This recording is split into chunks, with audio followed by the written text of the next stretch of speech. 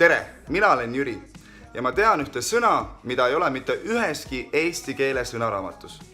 Seda ei leidu eesti keeles seletatavast sõnaraamatust, seda pole võõrsõnastikus ja ma vaatan kiirelt järele oma arvutist, kas seda õssis leidub.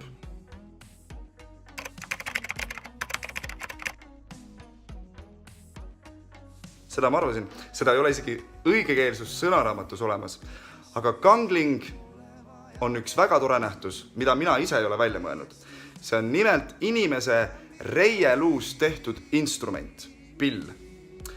Eesti keel on väga põnev ja arendamist väärt.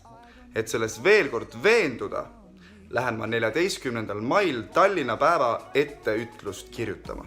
Ja tule sina ka, ära maga maha. Tšau!